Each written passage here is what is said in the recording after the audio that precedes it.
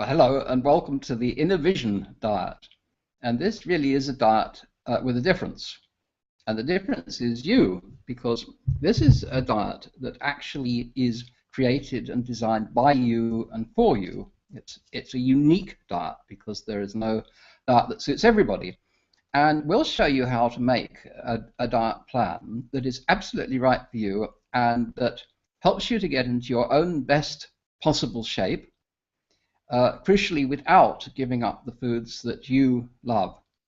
And so with that in mind, we'd like to offer up our 7-step process for doing this.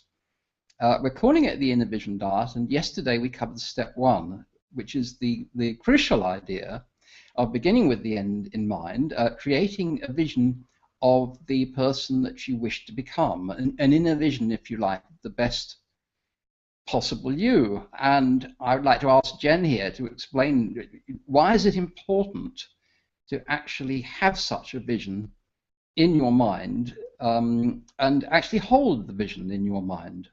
It's very important that you are able very quickly and regularly to imprint on your subconscious the direction in which you want to go. Because once your subconscious is aligned with your conscious intention, and the whole world seems to connect with you, and the world will then conspire to support you in the direction you're going.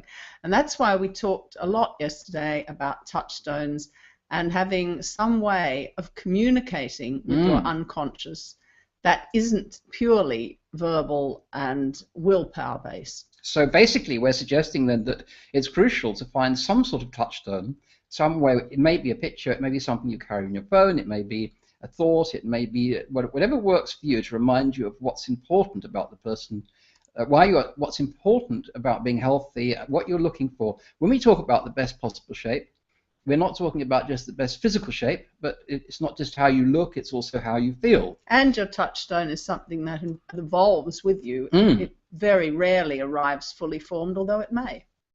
Brilliant. And so that's half the equation, is becoming the best possible you. But the other half, of course, is without giving up the foods and the drinks that you love, because, you know, we're not wanting you to stop living your best life now. We're wanting you to enjoy every step of the way. And so with that in mind, we turn the focus on the second part of the title, which is without giving up the foods that you love. And we'd like to talk today about taking a really good look at the foods that you love. Now, I have to ask Jenny something about this. I have noticed, and I think it's something rather strange, that actually if you really, really, really enjoy food, you don't necessarily eat too much of it. You're not addicted to it, because I'd like to make a distinction between enjoyment and craving, or giving in to cravings and addictions, because true enjoyment actually grows all the time. We like to talk about something called the EQ, not the IQ, but the EQ, which stands for enjoyment quotient.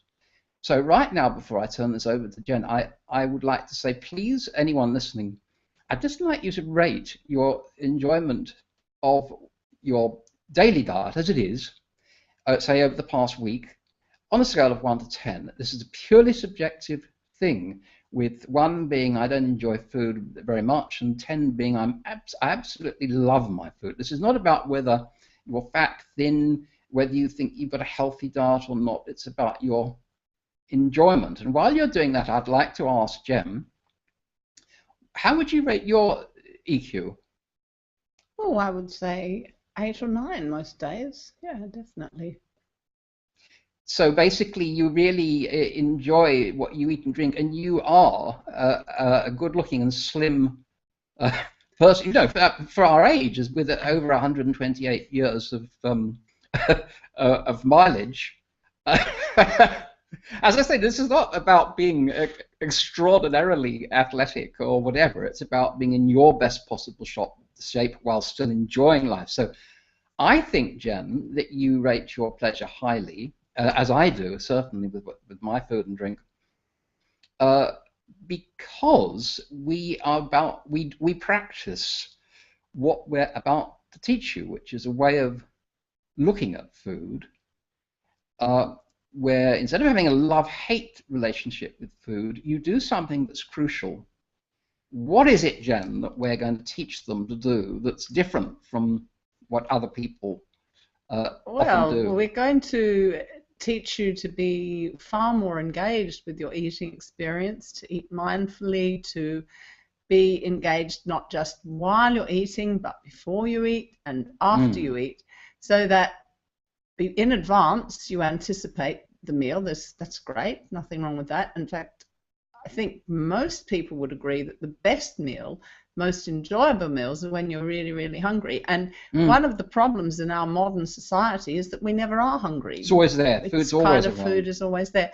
So it often happens, especially for a lot of women who spend their whole lives doing food for other people, that they're rarely hungry because they've been snacking and all day long. and so they lose that incredible, exciting hunger.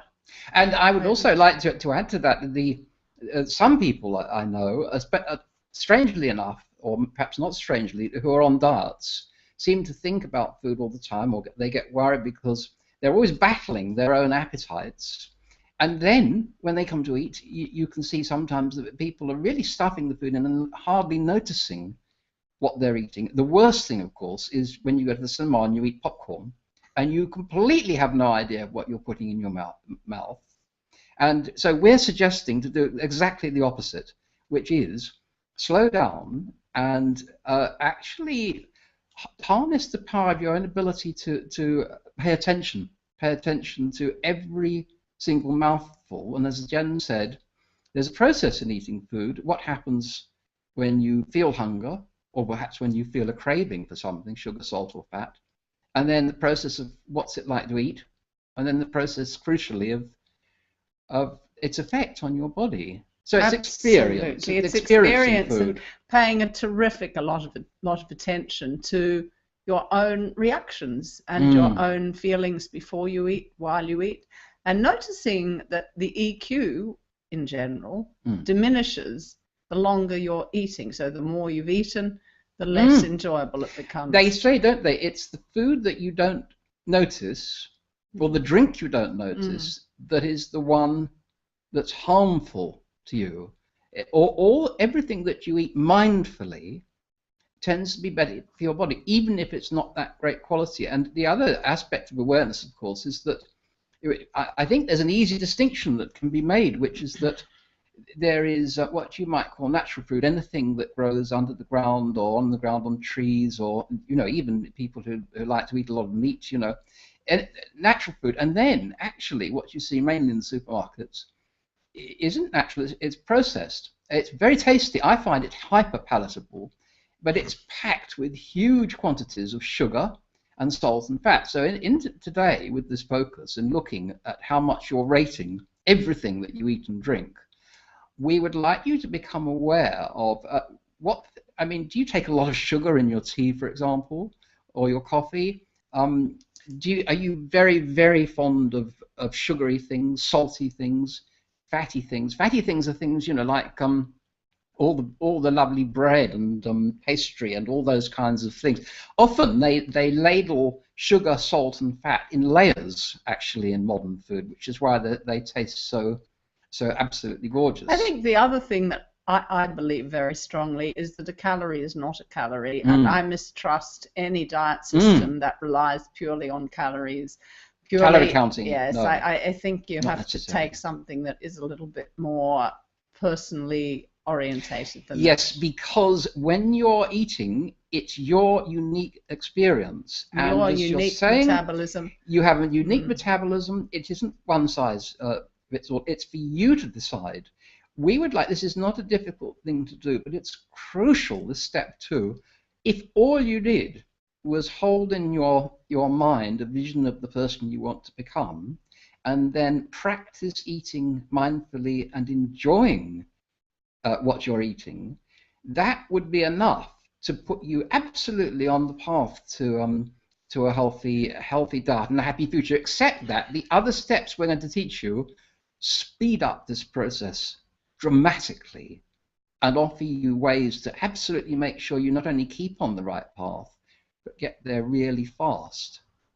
Now, I think, Jen, you've got something to add as well in terms of boosting the pleasure you get from food. We're suggesting really it's about being mindful and discriminating, developing a sense of the quality of what you're eating, whether it's processed, whether it's not processed. Remembering that most food around us comes from factories. You would be horrified if you actually looked at the history of the food. It's much safer to eat, obviously, natural foods. But we have another, one more twist on this, if you like, that we really think makes a huge difference. Yes, sit down and pay attention. Chris and I spend a lot of time in France, and it is extremely noticeable the difference between eating almost anywhere in France and eating, say, in American restaurants, where everything is rushed and the servings are enormous, the quality is often they really do pay attention, don't they? This is what we were saying earlier. But there's another thing that actually our ancestors used to do better than us, which is one step on from paying attention, is actually paying appreciation. That there is what people call the gratitude. That's saying grace. Absolutely, saying grace is very important. This links in with what you were saying about anticipation. Anticipation is one of the biggest pleasures connected with food, isn't it? Mm. And this is connected because saying grace before you start is a way of being mindful. Absolutely. Appreciation of what you have, all the people who put all the work into getting the food onto your plate, being grateful to them, being grateful and enjoying the food. These are all incredibly important things that we think it's important to get into the habit of doing. And of course, it's also important to remember that your taste buds change, and we'll be talking a little more about that tomorrow. But what we're saying in summary is we don't want you to give up anything that you really, really enjoy now. But notice you enjoy and it. Make sure Embrace it. Yes. You really are enjoying it and not just eating Brilliant. all of it because it's there. Yes, so basically this is a very good, fun process to practice today and every day. But do tune in tomorrow because we're going to be explaining tomorrow a way in which you can dramatically accelerate this journey, if you like, into the best possible version of yourself. What we've offered so far will get you there in a very, very sound way if you practice those 2 steps. But tomorrow we'll show you how to really get there fast. So absolutely, and this is for the long haul. It's a way you're going to live and eat for the rest of your life. Thanks for listening. Bye. Bye-bye.